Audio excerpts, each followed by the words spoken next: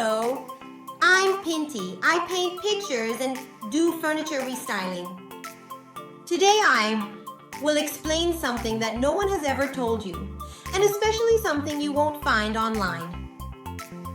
How a paint's made. In my videos, I always tell you that I create the paints myself. Let's find out together how, but first subscribe to my channel.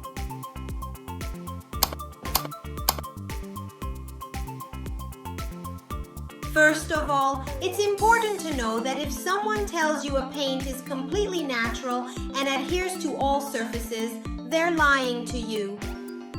Natural and adhesive is an oxymoron, meaning the two terms express opposing concepts. Natural cannot be adhesive, and adhesive cannot be natural. This is at least true for all those non-porous surfaces such as veneered furniture, glass, and plastic. And I'm telling you all this because indeed we are in the realm of restyling. If we are talking about walls, raw wood, then almost anything is fine.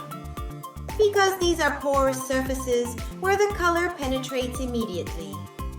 Actually, it's also worth mentioning that I produce a vegan paint, so I exclude certain products that could be supernatural binders, such as casein and rabbit glue.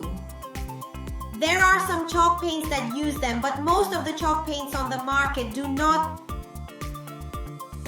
Furthermore, I do not produce a chalk paint, but a clay paint or mud paint, if you will, which means that the filler used is clay and not chalk. Why clay? Because it is a material that absorbs more moisture and more often prevents the rise of the much feared tannin. Then, for heaven's sake, sometimes the tannin still comes out, but much less often than with chalk paint. But let's get back to the natural and adhesive properties. Setting aside casein and rabbit skin glue, which by the way being supernatural products can cause mold and decomposition issues, how can you make a paint that adheres to all surfaces and is completely natural and vegan? You can't! Almost all, if not all, chalk paints and furniture enamels on the market contain synthetic resins in a very high percentage, which allow adhesion on non-porous surfaces. The few paints that do not contain them, such as natural tempera paints, produce primers, which are indeed always made with synthetic resins, mostly acrylic or vinyl or acrylic gesso. But that's not the only problem. These paints, which are marketed to you as natural and are not, also contain preservatives such as isothiazolinone and other chemical substances that can cause allergic reactions. So be careful. And I'm telling you this because I have tried several times to create a natural and effective paint for my furniture, and I never succeeded. I always had to include, albeit in a low percentage, a synthetic resin. Now, let's see what ingredients to include in a clay paint for furniture that is as natural as possible, but not completely natural, adhesive, and therefore does not require a primer and effective. Follow me to the end, because no one will ever give you a real recipe for a paint like I am doing now.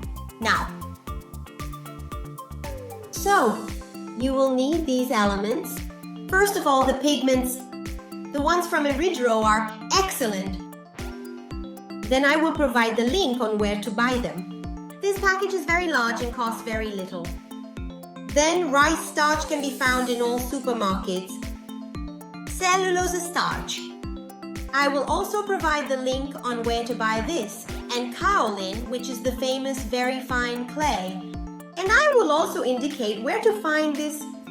And finally, the primal, which is the famous acrylic resin I mentioned. Be careful, because I have tried various acrylic and even vinyl resins.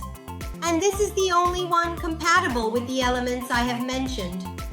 So I also tried the vinyl crowd, but it didn't adhere well enough. This one is perfect.